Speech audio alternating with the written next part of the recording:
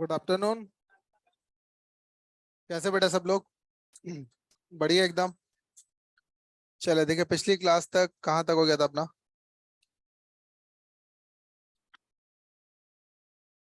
ठीक है, एक क्वेश्चन कर लिया था हमने। चले इस पर कुछ और बात करते हैं।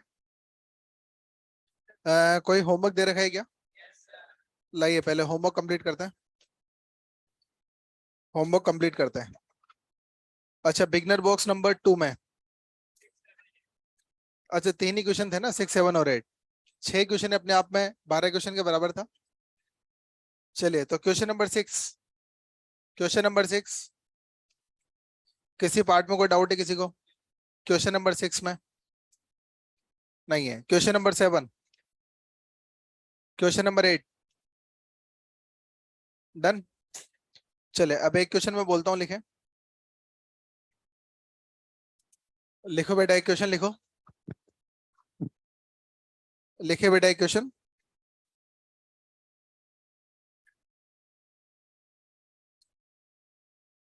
लिखिए। नीट में आया हुआ क्वेश्चन है, 2022 में।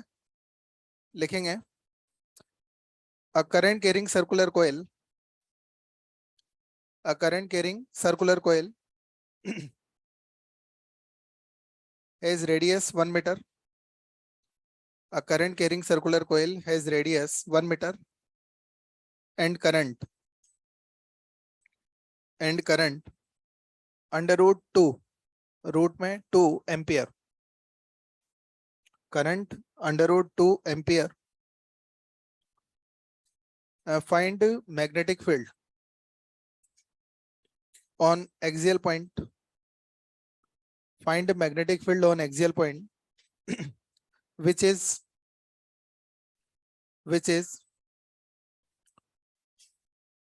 1 meter distance, which is at 1 meter distance from center, which is at 1 meter distance from center.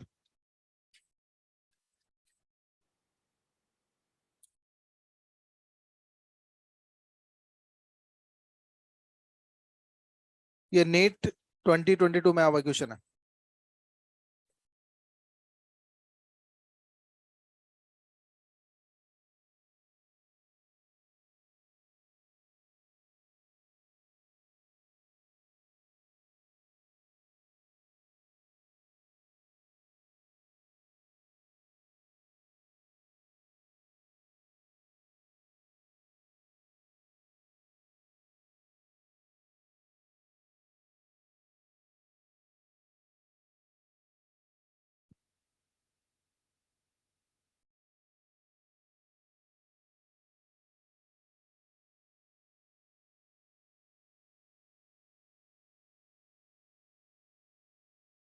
चले बेटा किस किस का आंसर है क्या बताओ? पाई इंटू 10⁻⁻7, यही आंसर है। अच्छा देखो, यहाँ पर कौन सा फॉर्मूला लगाना है बोलो। अच्छा क्या क्या दिया हुआ है? करंट दिया हुआ है, बोलो करंट कितना है? Root 2 ampere. उसके अलावा बोलो रेडियस दिया हुआ है, बोलो रेडियस कितना है? 1 मीटर। और बोलो कितनी डिस्टेंस पर आपको मैग्नेटिक फील्ड निकालना है? एक्सियल पॉइंट पर 1 मीटर डिस्टेंस पर। तो ऐसा फॉर्मूला बताइए जिसमें आई, आर और एक्स ये सब आते हो। बोलो, एक्सिस का एक फॉर्मूला दिया था मैंने आपको, बोलो फॉर्मूला क्या था? Mu naught I R square upon में 2 R square plus X square की पावर 3/2। क्या ये फॉर्मूला दिया था? चलो बेटा इस फॉर्मूला में वैल्यू डालते हैं। बोलो म्यू नॉट कितना होता है? बोलो 4 पाई 10⁻⁻7। आई कितना है? बोलो √2। और आर कितना है? 1। तो ये हो जाएगा 1 का square divide by this is 2। और बोलो एक्स का स्क्वायर बोले तो 1 का स्क्वायर, और आर का स्क्वायर बोले तो 1 का स्क्वायर की पावर कितनी है? 3/2। क्या बोलो ये हो जाएगा? अच्छा बोल बेटा, ये 1 का स्क्वायर 1, फिर 1 का स्क्वायर 1, और 1 + 1 2। तो देख बेटा ये आपके पास आएगा, this is 4 pi into 10⁻⁻7 into under root में 2, एंड दिस इज 2, और 2 की पावर आ गई 3/2। और 2 की पावर 3/2, 2√2। 2 की पावर 3/2 कितना होगा? 2√2। तो देखो बेटा आप इसको ऐसा लिख सकते हैं, 4 pi into 10⁻⁻7 into √2 divided by 2, और ये 2 की पावर 3/2 हो जाएगा 2√2। और ये √2 से √2 आप काट दीजिए, 2 और ये 4 कट गया, तो पाई इंटू 10⁻⁻7 और पाई की वैल्यू आप रख सकते हैं 3.14। तो आंसर इज 3.14 इंटू 10⁻⁻7 टेस्ला। ये आंसर हो गया बेटा इसका, ठीक है ना। नेट में ये आंसर गिवन था।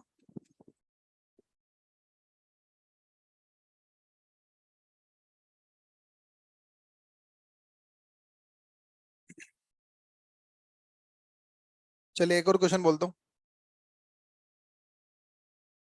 एक और क्वेश्चन बोलता हूँ बेटा, लिखे लिखिएगा। Radius of current carrying circular coil capital R, radius of current carrying circular coil capital R, radius of current carrying circular coil capital R. Find find distance on axis, find a distance on axis from the center of coil, find distance on axis from the center of coil where magnetic field is 1% less than, magnetic field is 1% less than its center, magnetic field is 1% less than its center।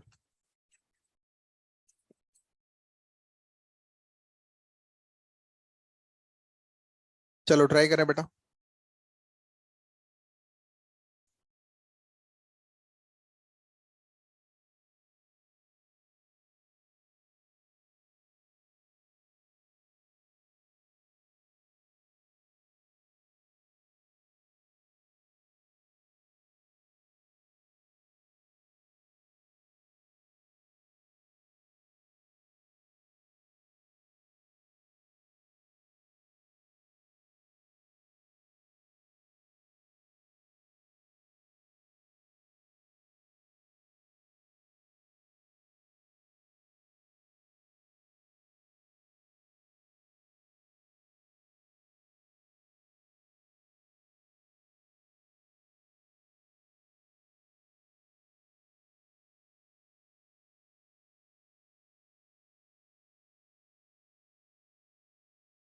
Root में are थोड़ी आएगा, are तो root से बाहर आएगा।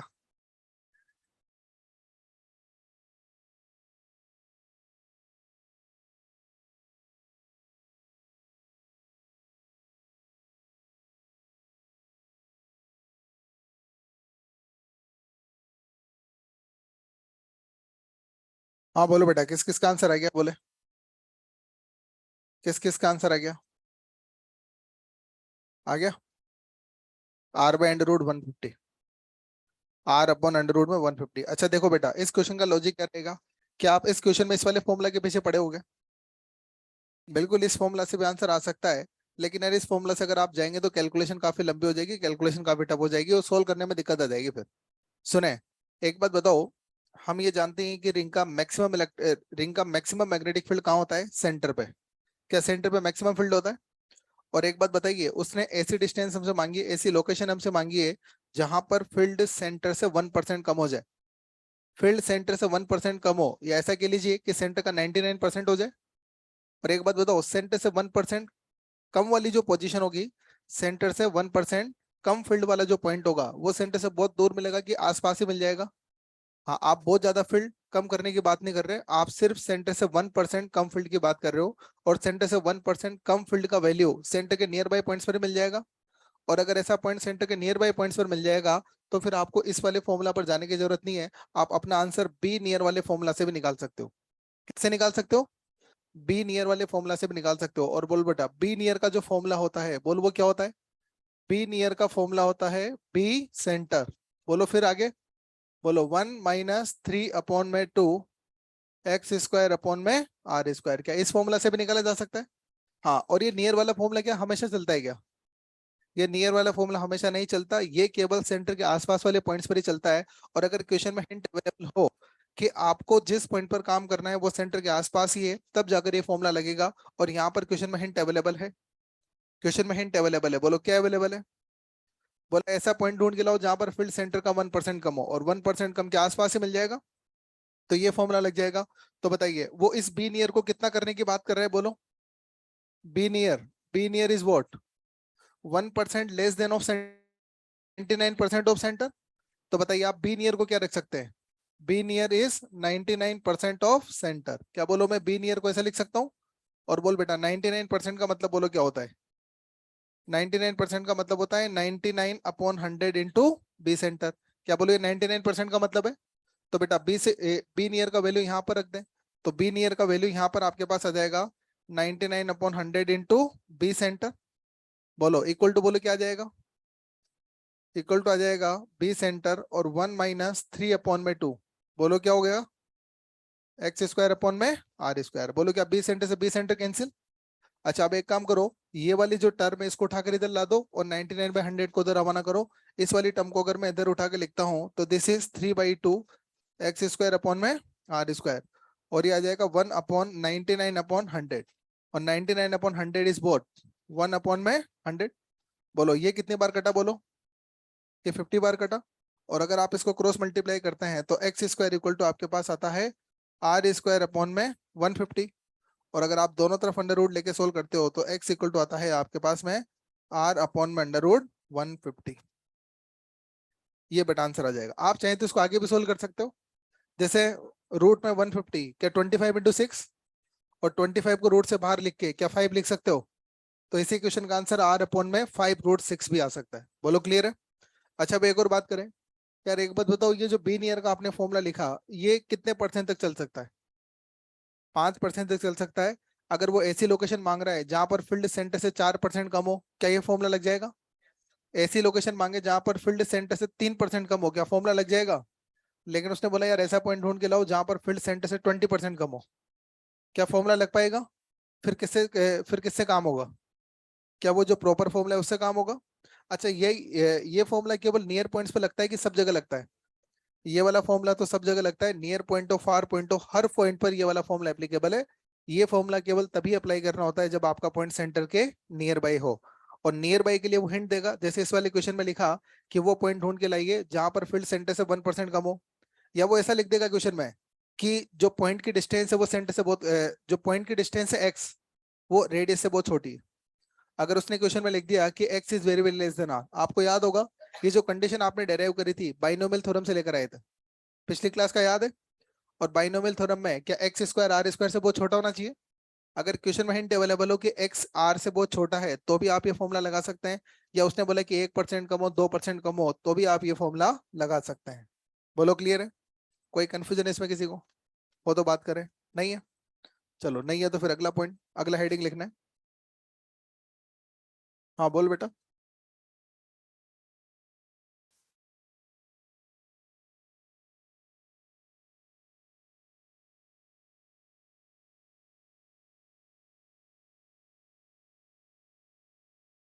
Helmholtz coil arrangement.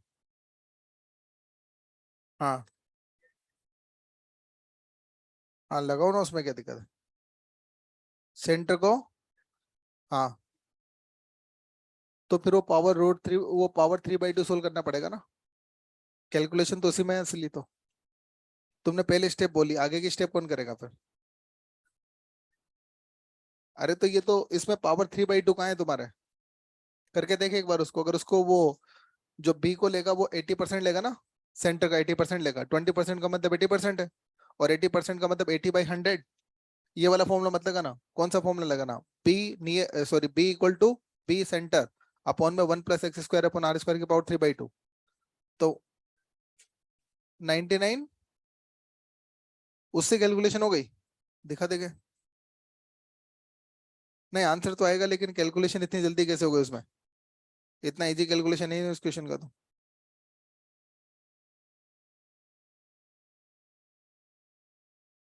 ये लगा तो दी बाइनोमियल थ्योरम तुमने, ये 3/2 आगे लगा दिया ना, तो यही फॉर्मूला आ गया तुम्हारा तो। पावर 3/2 में सोल्व करने की बात कर रहा हूँ मैं तो। ये तो तुमने यही फॉर्मूला लगा दिया वापस से, है ना? वहां नहीं लग पाएगा, 20% में ये वाला स्टेप कर दोगे जो तुमने भी करा है। कर दोगे उसमें? गलत आंसर आ जाएगा।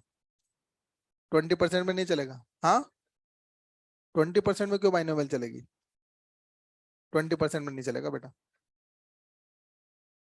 क्या हुआ? प्रोनाउंस कैसे करते हैं वही तो बोलने जा रहा हूँ, वो तो बीच में रोक लिया ना मेरे को, वही बोलने वाला हूँ बेटा, वही बोलने वाला हूँ। अभी तो हेडिंग लिखा है ना, हेल्महोल्ट्ज कोइल अरेंजमेंट। क्या बोलते हैं इसको? हेल्महोल्ट्ज कोइल अरेंजमेंट इसका नाम होता है। सुनो, एक साइंटिस्ट का नाम है ये हेल्महोल्ट्ज। बातें नहीं करे, सब इधर देखे। एक साइंटिस्ट का नाम है हेल्महोल्ट्ज। अब ध्यान से सुने, इन साइंटिस्ट ने क्या करा, दो कोयल का एक स्पेशल अरेंजमेंट हमें तैयार करके दिया। और ये जो अरेंजमेंट होता है, ये यूनिफॉर्म मैग्नेटिक फील्ड बनाने का काम करता है। ये दो कोयल का एक स्पेशल अरेंजमेंट है। इस अरेंजमेंट से हम क्या बनाते हैं, एक छोटे से रीजन के लिए, छोटे से रेंज के लिए हम यूनिफॉर्म मैग्नेटिक फील्ड बना सकते हैं। And that arrangement is called Helmholtz coil arrangement. इन्होंने क्या करा कि दो आइडेंटिकल सर्कुलर कोयल ली। दो आइडेंटिकल सर्कुलर कोयल बोलने का मतलब क्या हुआ? दो कोयल जिनका नंबर ऑफ टर्न्स भी सेम हो और जिन दोनों की रेडियस भी सेम हो। नंबर ऑफ टर्न सेम हो, जिन दोनों की रेडियस सेम हो, और उन दोनों कोइल्स को कोएक्सियली रख दिया। किस तरह से रखा, मैं डायग्राम बना के बताता हूँ।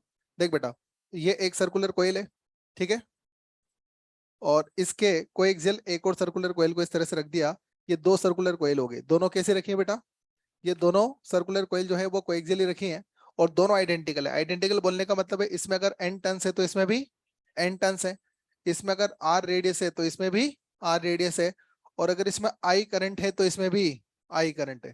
ये दो एनआरआई एक दूसरे के क्या रख दी, पैरेलल रख दी। और देखो दोनों का एक्सिस क्या है, सेम। क्या दोनों का एक्सिस सेम है ना? और देखो दोनों में टर्न सेम, दोनों के रेडियस सेम, दोनों में करंट सेम, और दोनों में करंट का डायरेक्शन भी सेम।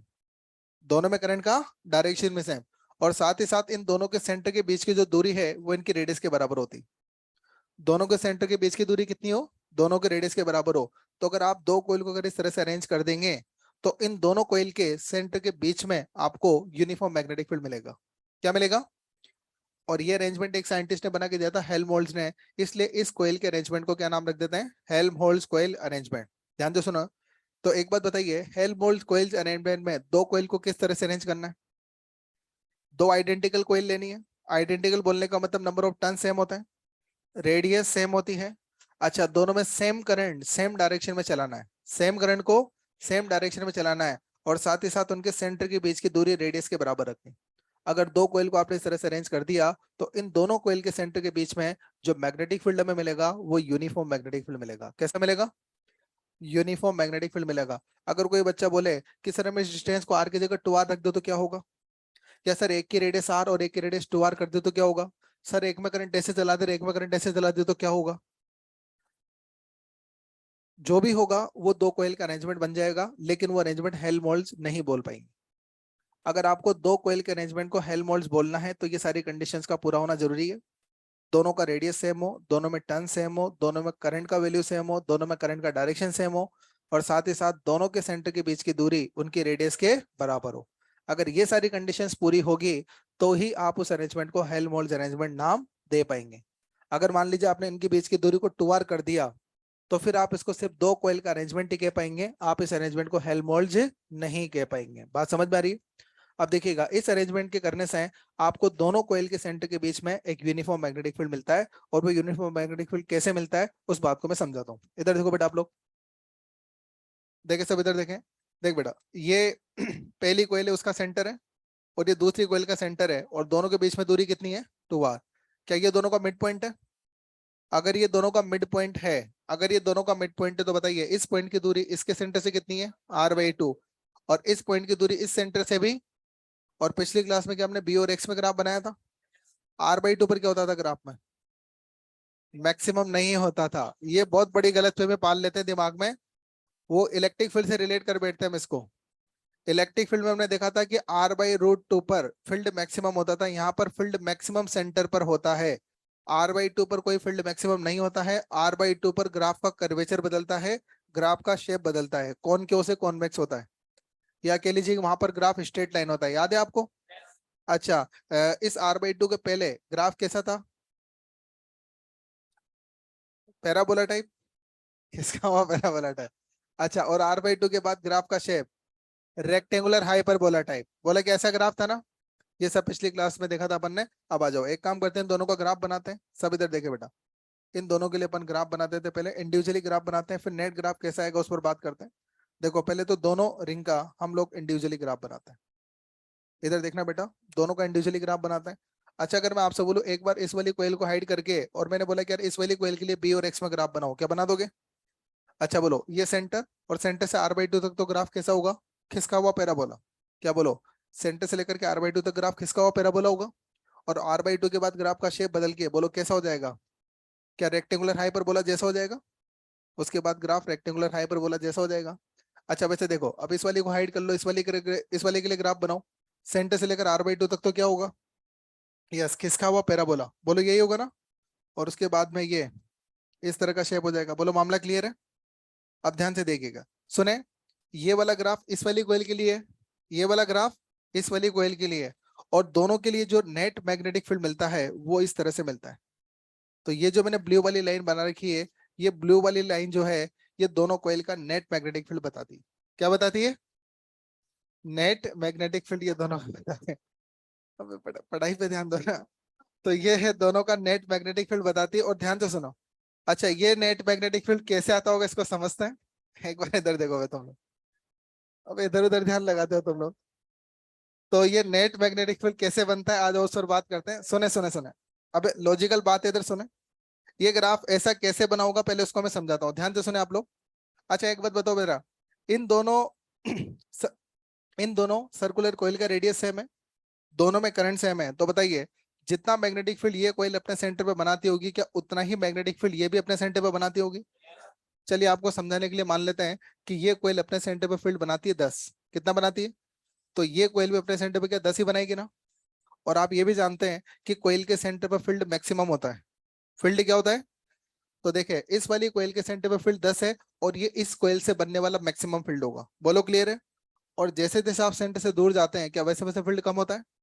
मैं जब इस कोयल के सेंटर पर हूं तो मैंने फील्ड को मान रखा है 10। अच्छा जैसे ही थोड़ा आगे बढ़ूंगा, क्या 10 से कम, क्या 9 हो जाएगा?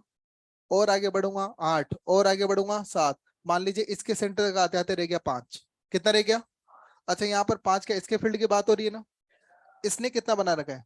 10। तो बताइए इसके सेंटर पर कितने फील्ड आ गए? 2। 10 तो खुद का बनाया हुआ, और 5 इसका बनाया हुआ, और दोनों को ऐड करोगे तो टोटल आएगा 15। कितना आएगा? बताइए इस कोयल के सेंटर पर टोटल फील्ड कितना आ गया? 15। अच्छा तो इस वाली कोयल के सेंटर पर फील्ड है 15। अब ध्यान से सुनिएगा, अब मैं एक काम करता हूँ, इस सेंटर से उस सेंटर की तरफ जाना शुरू करता हूँ। बताइए जब मैं यहाँ पर था तो 10 खुद का कंट्रीब्यूशन था, 5 सामने वाले का था, और दोनों का मिलाकर क्या 15 था। अब मैं क्या करा, थोड़ा सा आगे बढ़ा सेंटर से, जैसे ही थोड़ा सा आगे बढ़ूंगा, बताइए इस कोयल का फील्ड 10 हो गया, 10 से कम होगा? इसका कंट्रीब्यूशन क्या 10 से कम हो जाएगा? लेकिन इधर जाने का मतलब आप उसके पास जा रहे हो, तो जैसे जैसे उसके पास जाओगे उसका कंट्रीब्यूशन बढ़ेगा। जब आप इसके सेंटर पर थे तो उसका कंट्रीब्यूशन कितना था? 5। इसका कितना था? 10, मिला के क्या था? 15। जैसे आप सेंटर से इधर की तरफ गए, इसका कंट्रीब्यूशन हो गया कम। बोलो इसका कंट्रीब्यूशन मान लीजिए रह गया 9। समझाने के लिए मान लिया कितना रह गया? उसका कंट्रीब्यूशन 5 से बढ़कर हो गया 6। तो बोलो टोटल कितना? आप थोड़ा और आगे गए, क्या कंट्रीब्यूशन इसका 10 से 8 रह गया? और उसका कंट्रीब्यूशन 5 से यहाँ पर बढ़कर 7 हो गया, क्या टोटल वापस से 15? तो इन दोनों कोयल का बी में इस तरह से वेरिएशन होता है कि इस पॉइंट से इस पॉइंट तक आपको एक यूनिफॉर्म फील्ड मिलता है, एक कांस्टेंट फील्ड मिलता है। तो ये जो मैंने ब्लू कलर से लाइन बना रखी है, ये दोनों कोयल का नेट फील्ड बताता है। और दोनों कोयल के सेंटर के बीच में जो मैग्नेटिक फील्ड मिलता है वो कैसा फील्ड मिलता है? यूनिफॉर्म मैग्नेटिक फील्ड मिलता है, कांस्टेंट मैग्नेटिक फील्ड मिलता है। अच्छा किसी भी फील्ड को यूनिफॉर्म फील्ड तब कहा जाता है जब फील्ड का वैल्यू सब जगह सेम हो और डायरेक्शन सब जगह सेम हो, तो क्या उस फील्ड को यूनिफॉर्म कहा जाता है? तो इन दोनों कोयल के सेंटर के बीच वाली जगह पर आपको यूनिफॉर्म मैग्नेटिक फील्ड बन के मिलता है। और इस कोयल को बोलते हैं हेल्महोल्ट्ज कोयल अरेंजमेंट। बोलो ठीक है, बस इतनी जानकारी है। तो लिखवाता हूँ इसके बारे में मैं।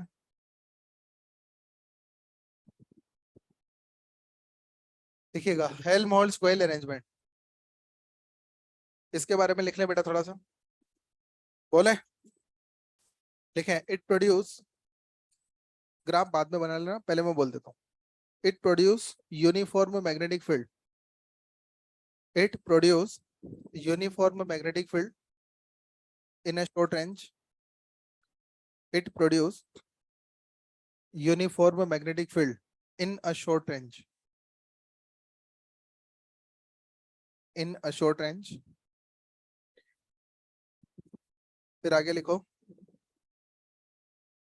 it is arrangement of two identical, it is arrangement of two identical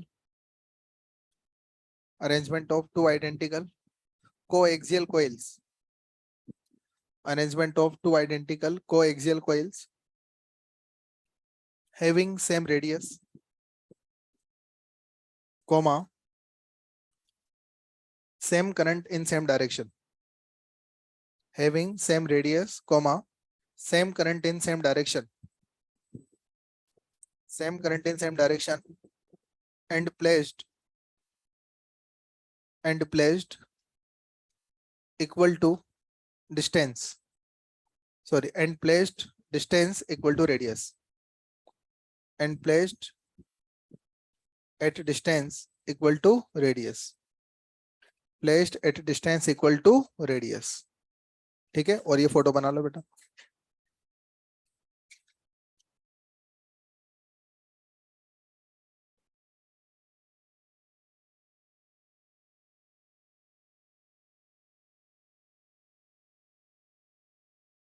हाँ भाई, यहाँ तक एक मिनट, यहाँ तक टेस्ट का सिलेबस अपना, हेल्महोल्ट्ज कॉइल तक टेस्ट का सिलेबस है. टेस्ट में कैपेसिटर पूरा आएगा और मैग्नेटिक इफेक्ट ऑफ करंट में हेल्महोल्ट्ज कॉइल तक आएगा, एम्पीयर सर्किट लॉ से पहले पहले तक आएगा, ऐसे समझ लो आप. ठीक है ना, एसीएल नहीं आएगा टेस्ट. ठीक है, हाँ बोल बेटा. हाँ, क्यों होना चाहिए भाई? अरे बना दी, एक आइडिया दिया है मैंने किस तरह से नेट फील्ड मिलता है. हाँ हाँ बिल्कुल सही कह रहा है तू, ये लाइन थोड़ी सी ऊपर बना सकता है. हाँ सही बात है, क्योंकि नेट अगर है तो इसका और इसका ऐड होगा ना, तो वो नेट ऐसे बन जाएगा थोड़ा सा ऊपर. अल्टीमेटली बात ये नहीं है कि इसको यहाँ बना रहे हैं, यहाँ बना रहे हैं. इंपॉर्टेंट बात है. और वैसे तो सुनो, ये ग्राफ तो मैंने आपको समझाने के लिए बनाया है, ये तो सीधा नेट मैग्नेटिक फील्ड की लाइन अपने को एग्जाम में बना के आनी होती है. ठीक है ना.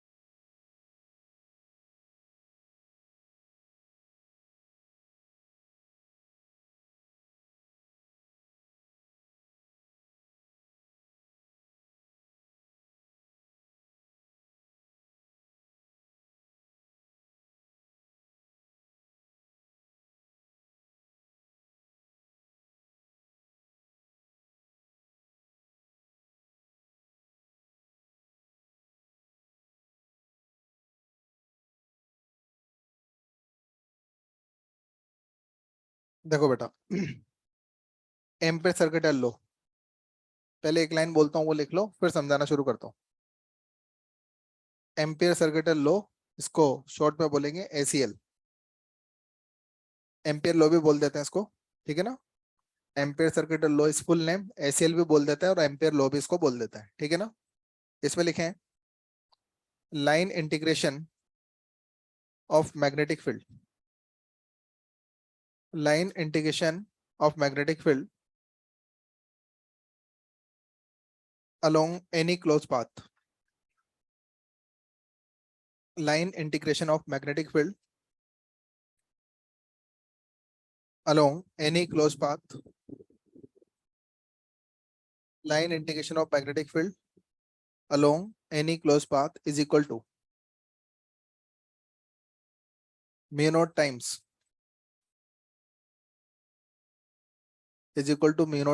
of total current, mu naught times of total current crossing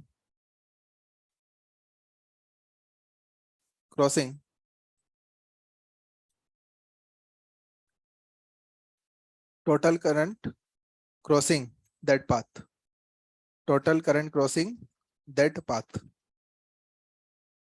चलो बेटा मैं समझाना शुरू करता हूँ. चले सब इधर देखें आप लोग. देखो सबसे पहले तो ये जो शब्द आ रहा है ना लाइन इंटीग्रेशन, इस लाइन इंटीग्रेशन का मतलब आपको समझाता हूँ. देखो जब भी किसी फिजिकल क्वांटिटी को हम लेंथ के रेस्पेक्ट में इंटीग्रेट करते हैं तो उसको बोलते हैं लाइन इंटीग्रेशन. क्या बोलते हैं? लाइन इंटीग्रेशन शब्द जहां भी आ जाए समझ लेना लेंथ के रेस्पेक्ट में इंटीग्रेशन होता है। किसके रेस्पेक्ट में? लेंथ के रेस्पेक्ट में इंटीग्रेशन होता है। और जहां पर एरिया के रेस्पेक्ट में इंटीग्रेशन होता है उसको बोलते हैं सरफेस इंटीग्रेशन। क्या बोलते हैं? आपने याद हो तो इलेक्ट्रोस्टैट में गॉस थ्योरम पढ़ी थी। अच्छा, गॉस थ्योरम में होता था integration E dot D S equal to बोलो क्यू क्यू इनक्लोज्ड अपॉन में एप्सिलॉन नॉट। क्या बोलो, ऐसा इलेक्ट्रोस्टैट में होता था। अच्छा, इलेक्ट्रोस्टैट में आप देखिएगा इलेक्ट्रिक फील्ड को इंटीग्रेट करते थे एरिया के रेस्पेक्ट में। क्या डीएस एक एरिया एलिमेंट था ना? तो इलेक्ट्रिक फील्ड को एरिया के रेस्पेक्ट में आप इंटीग्रेट करते थे। तो ये था इलेक्ट्रिक फील्ड का सरफेस इंटीग्रेशन। क्या होता है? Surface integration. ठीक है। और यहाँ पर आप जो है मैग्नेटिक फील्ड को लेंथ के रेस्पेक्ट में इंटीग्रेट करते हो, इसलिए आप इसको बोलेंगे लाइन इंटीग्रेशन। क्या बोलेंगे? तो लाइन इंटीग्रेशन का मतलब किसके रेस्पेक्ट में इंटीग्रेशन? लेंथ के रेस्पेक्ट में इंटीग्रेशन। तो देखो एम्पियर ने मैथमेटिकली इस बात को प्रूव करके दिखाया था। उन्होंने बोला था कि अगर हम मैग्नेटिक फील्ड का लाइन इंटीग्रेशन करते हैं, कोई क्लोज पाथ लेकर, अगर उस क्लोज पाथ के लोग मैग्नेटिक फील्ड का अगर लाइन इंटीग्रेशन करते हैं, तो वो जो लाइन इंटीग्रेशन होता है वो उस क्लोज पाथ में जो भी करंट क्रॉसिंग करके जा रही है, उस क्लोज पाथ से जो भी करंट क्रॉसिंग करके जा रही है, तो टोटल जो भी करंट उस क्लोज पाथ को क्रॉसिंग करके जा रही है, उन करंट्स के सम के म्यू नॉट टाइम्स होता है। उन करंट के सम के म्यू नॉट टाइम्स होता है। ऐसा किसने बताया था? एम्पियर ने बताया था। इसलिए इस लॉ का नाम होता है एम्पियर सर्किटल लॉ। क्या बोलते हैं? एम्पियर सर्किटल लॉ इस लॉ का नाम होता है। ठीक है। और ये लॉ वेरी सिमिलर है आपके गॉस थ्योरम के। गॉस थ्योरम, अब देखो गॉस थ्योरम और इसमें सिमिलरिटी बताता हूं मैं आपको। दोनों लॉ में सिमिलरिटी बताता हूं। अच्छा सुने, वहां पर क्या करते थे, एक क्लोज सरफेस लेते थे।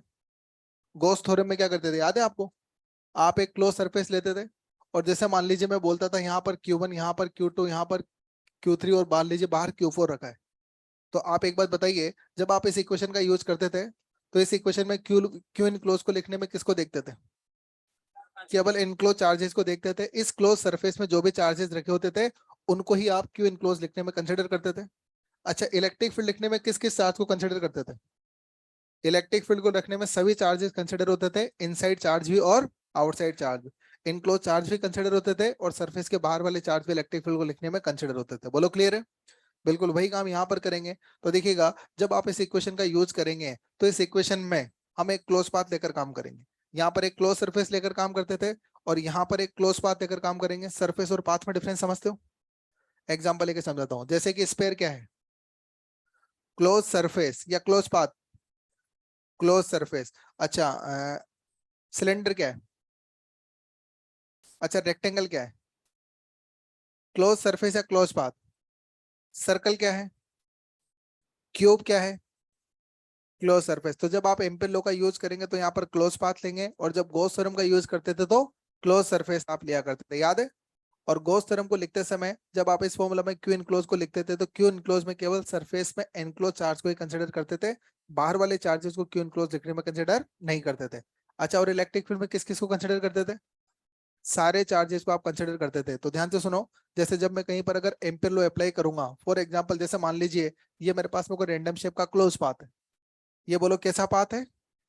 ये रैंडम शेप का मान लीजिए कि कोई क्लोज पाथ मेरे पास है।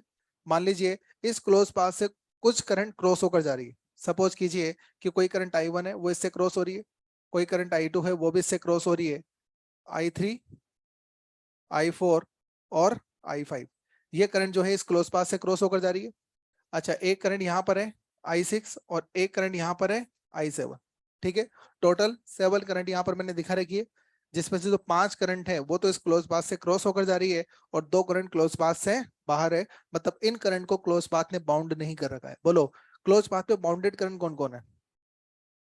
क्लोज पाथ के अंदर जो बाउंडेड करंट है, या और भी सिंपल बोले, अगर और भी जैसे बोले, क्लोज पाथ ने कौन कौन से करंट को घेरा हुआ है? क्या I1 से लेकर I5 तक को क्या क्लोज पाथ ने घेरा हुआ है? I6 और I5 को क्लोज पाथ ने, I6 I7 को क्लोज पाथ ने नहीं घेरा। तो ये करंट इस क्लोज पाथ के द्वारा बाउंडेड नहीं है। I1 से लेकर I5 तक की करंट इस क्लोज पाथ के द्वारा बाउंडेड है। तो देखिएगा, जब मैं यहाँ पर इस इक्वेशन में समेशन I लिखूंगा, तो समेशन I में मैं सिर्फ उन्हीं करंट को टोटल करूंगा, उन्हीं करंट का मैं समेशन करूंगा जो भी करंट क्लोज पाथ में एनक्लोज होंगी। जो भी करंट क्लोज पाथ ने बाउंडेड कर रखी है उन्हीं करंट को मैं समेशन I लिखने में देखूंगा। तो बताइए समेशन I में मुझे कौन कौन से करंट को ऐड करना चाहिए? 1 2 3 4 5, क्या इनको ऐड करना चाहिए? समेशन आई लिखने में क्या 6 और 7 को मुझे देखना चाहिए कि नहीं देखना चाहिए? अच्छा और बताइए, जब मैग्नेटिक फील्ड लिखूंगा तो मैग्नेटिक फील्ड में किस किस को देखना चाहिए? क्या मैग्नेटिक फील्ड में सभी करंट का कॉन्ट्रीब्यूशन होगा? तो मैग्नेटिक फील्ड लिखने में सभी करंट का कॉन्ट्रीब्यूशन होगा, लेकिन समेशन आई को लिखने में केवल इनक्लोज करंट का ही कॉन्ट्रीब्यूशन होगा। बोलो क्लियर है? तो देखिए, जब मैं इस बात में समेशन आई लिखूंगा तो सारी करंट को जोड़ना पड़ेगा। और इंपॉर्टेंट बात क्या है, कुछ करंट तो यहाँ पर डॉट है और कुछ करंट क्रॉस है। डॉट का मतलब कुछ करंट तो बाहर की तरफ आ रही है पाथ से, और कुछ करंट क्या पाथ में अंदर की तरफ जा रही है। अब सवाल आता है यार, यहाँ पर जब मैं इन सभी करंट का टोटल करूंगा तो ये तो कंफर्म है कि कुछ क्रॉस और कुछ डॉट है, तो कुछ तो प्लस होंगे और कुछ माइनस होंगे। अब सवाल आता है यार, कौन से करंट को प्लस लें और कौन से करंट को माइनस लें? तो प्लस और माइनस यहाँ पर कैसे डिसाइड होगा, पहले वो देख लीजिए। इंपॉर्टेंट है, प्लस और माइनस यहाँ पर किस तरह से डिसाइड होगा। अच्छा, जब भी आप किसी क्लोज पाथ पर एम्पियर लॉ अप्लाई करते हो, तो एम्पियर लॉ अप्लाई करने के लिए सबसे पहले तो आपको उस क्लोज पाथ में ट्रेवल करना पड़ता है। उस क्लोज पाथ में क्या करना पड़ता है? और ट्रेवल करने के लिए पहले तो आपको ट्रेवल करने की डायरेक्शन डिसाइड करनी पड़ती है कि हम इस क्लोज पाथ में कैसे ट्रेवल करना चाहते हैं।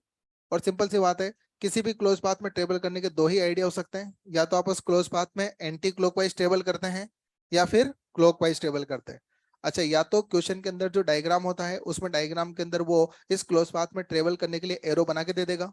और अगर उसने क्लोज पाथ में ट्रेवल करने के लिए एरो बना के नहीं दिया, उसने ये नहीं लिख के दिया कि आप कौन से डायरेक्शन में ट्रेवल करना चाहते हैं, किस डायरेक्शन में आपको ट्रेवल करना है, तो फिर ट्रेवल करने के डायरेक्शन आप अपने अकॉर्डिंग मान सकते हैं। जैसे यहाँ पर मैंने मान लिया कि मैं इस क्लोज पाथ में ऐसे ट्रेवल कर रहा हूँ। अच्छा, ये जो एरो का साइन बता रहा है, ये एरो कोई करंट की डायरेक्शन नहीं बता रहा। ये एरो ये नहीं बता रहा कि इस क्लोज पाथ के अंदर करंट का फ्लो रहा है। एरो केवल ये बता रहा है कि आप इस क्लोज पाथ के अंदर एंटी क्लॉकवाइज ट्रेवल कर रहे हैं। कैसे ट्रेवल कर रहे हैं?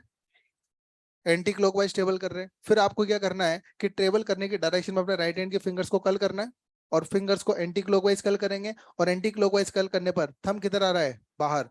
तो आपके थंब की डायरेक्शन वाली करंट को पॉजिटिव मानना है और थंब से अपोजिट करंट को नेगेटिव मानना है। तो बोल बेटा, जब आपने एंटी क्लॉकवाइज ट्रेवल किया तो कौन कौन से करंट बाहर के, सॉरी, आपका थंब बाहर आ रहा है, तो जो भी करंट बाहर आती है, या कह लीजिए कि जो भी करंट डॉट है उनको तो क्या लिखेंगे? प्लस। और जो करंट क्रॉस है उनको क्या लिखेंगे? माइनस। तो बताइए, इस क्लोज पाथ में करंट का एल्जेब्रिक सम लिख सकते हो क्या? इस क्लोज पाथ में समेशन आई कौन कौन लिखा सकता है, जल्दी बोलो। इस क्लोज पाथ में समेशन आई कौन कौन लिखा सकता है, बोलो। अच्छा, कौन कौन सी करंट प्लस लेनी है? I1 I2 और I4 को क्या प्लस लेना है? I3 और I5 को माइनस लेना है। तो देख बेटा, यहाँ पर जो समेशन आई होगा, this is I1 plus I2 minus I3 plus I4 minus I5। I6 और 7 को देखना है कि छोड़ देना है? 6 और 7 को नहीं देखना, 6 और 7 को छोड़ देना है। बोलो, ये बात किस किस के समझ में आ गई? क्लियर है? और भी देखो आप, और भी कुछ एग्जांपल्स लेते हैं। देखो बेटा, ध्यान से देखो। जैसे मान लीजिए कि ये मेरे पास कोई क्लोज पाथ है, ठीक है, और कुछ करंट को मान लीजिए कि मैंने इस तरह से दिखा रखा है। ये कुछ करंट को यहाँ पर मैंने इस तरह से दिखा रखा है। मान लीजिए ये कोई करंट है,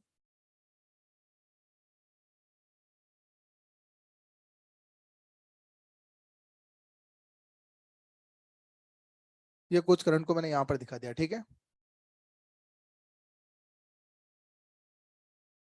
ठीक है ना, ये है पाथ 1 और ये है पाथ 2।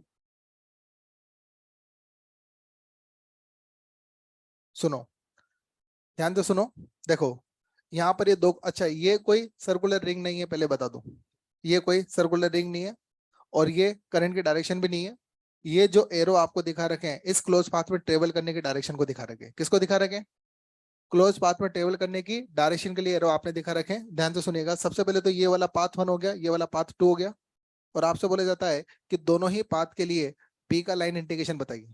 दोनों पाथ पर पी का लाइन इंटीग्रेशन बताइए। दोनों पाथ पर मैग्नेटिक फील्ड का लाइन इंटीग्रेशन बताइए। मैग्नेटिक फील्ड का लाइन इंटीग्रेशन बोले तो, मैग्नेटिक फील्ड का इंटीग्रेशन किसके रेस्पेक्ट में? लेंथ के रेस्पेक्ट में। तो इंटीग्रेशन बी डॉट डीएल पता करना है। क्या पता करना है? और एम पे लॉस अपने को पता है क्या? इंटीग्रेशन बी डॉट डीएल क्या म्यू नॉट समेशन आई होता है? इंटीग्रेशन बी डॉट डीएल किसके बराबर? म्यू नॉट समेशन आई। तो अब ध्यान से सुने। अच्छा, सबसे पहले तो फर्स्ट वाले पाथ की बात करते हैं। बताओ, फर्स्ट वाले पाथ में समेशन आई मुझे लिखाना है। सभी तरह देखेंगे, फर्स्ट वाले पाथ में क्या लिखाना है? समेशन आई। सबसे पहले तो जो फर्स्ट वाला पाथ है वो देखो, ये वाला पाथ दिखाओ। सबसे पहले देख बात बताओ बेटा, इस वाले पाथ में सारी करंट इनक्लोज है क्या? इस वाले पाथ में सभी करंट इनक्लोज है क्या? सभी करंट इनक्लोज नहीं है। 2 3 4 5 इनक्लोज है क्या? 6 पाथ में इनक्लोज है कि बाहर है? तो 6 को इस पाथ 1 के समेशन आई में नहीं देखना है, सिर्फ 2 3 4 5 को ही पाथ 1 के समीशन आई के लिए देखना है। बोलो क्लियर है? अब सवाल आता है कि 2 3 4 5 में से किसको प्लस ले और किसको माइनस ले, तो क्या करना पड़ेगा? राइट हैंड के फिंगर्स को जिस पाथ में आप चल रहे हैं उस पाथ में किस डायरेक्शन में चल रहे हैं उधर आपको कल करना पड़ेगा। तो बताइए इस पाथ में आप किस तरह से चल रहे हैं? डायग्राम को देखकर बता सकते हैं क्या? बोलो ऐसे चल रहा हूँ क्या, कि ऐसे चल रहा हूँ? ऐसे चल रहा हूँ तो बोलो थंब किधर, और थंब अगर ऊपर है दैट मीन्स मैं इस पाथ 1 के लिए क्या ऊपर वाली करंट को पॉजिटिव लूंगा और नीचे वाली करंट को नेगेटिव। बोलो ऊपर में कौन कौन सी करंट है?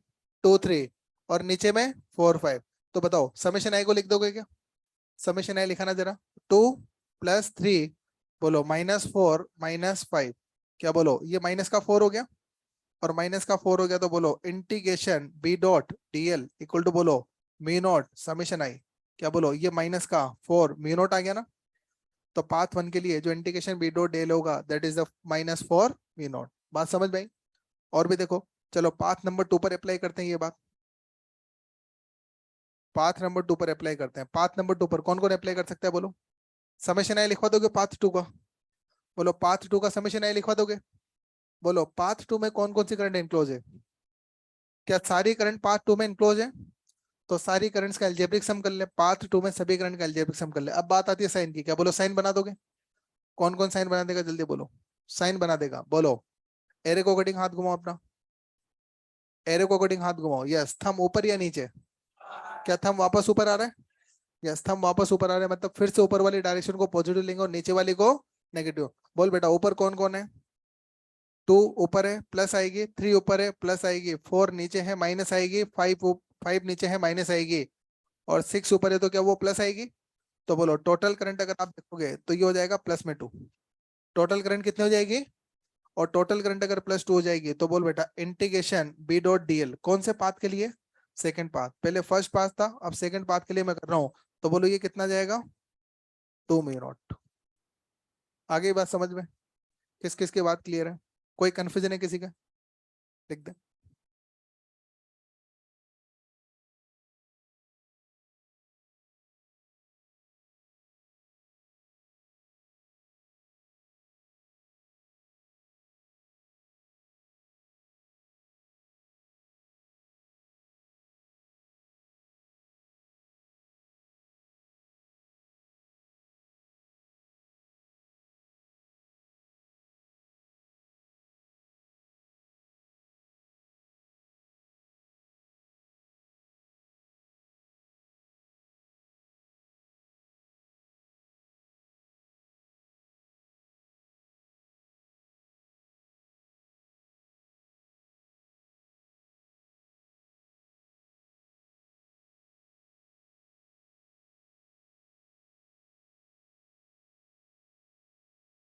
एंगल पर भी हो सकती है।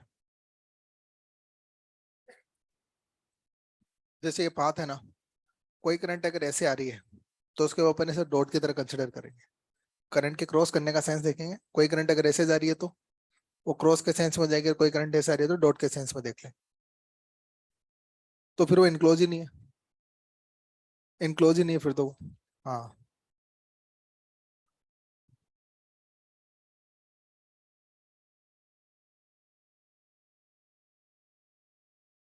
हाँ भाई हो गया बेटा यहाँ तक।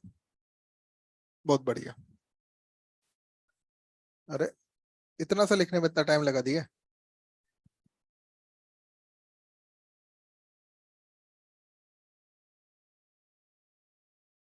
एंटी पैरेलल होनी चाहिए करंट। नहीं ऐसा कुछ भी नहीं, एंगल पे भी जा सकती है।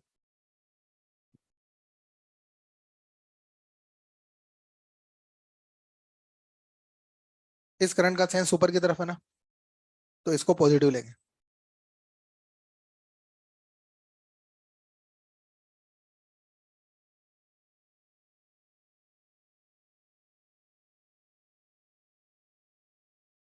बना लीजिए फटाफट से, और एक हेडिंग लिख दें।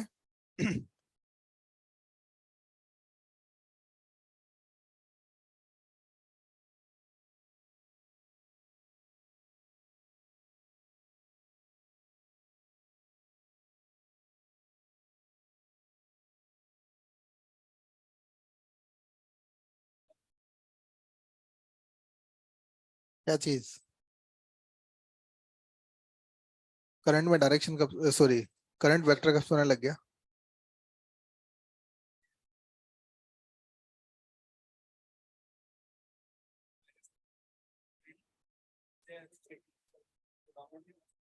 मैंने कब बोला कि नीचे वाले करंट को माइनस बोलना है?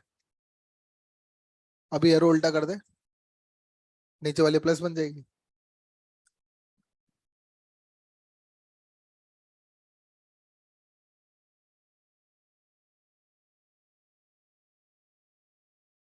चलिए लिखिए बेटा, हेडिंग लिखे हैं applications of ampere circuit, applications of ACL, applications of ACL. अच्छा, एसीएल की एप्लीकेशंस पर बात करते हैं। इसमें फर्स्ट एप्लीकेशन लिखें,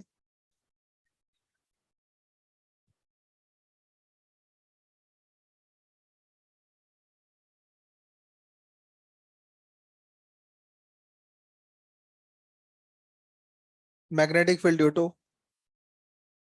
magnetic field due to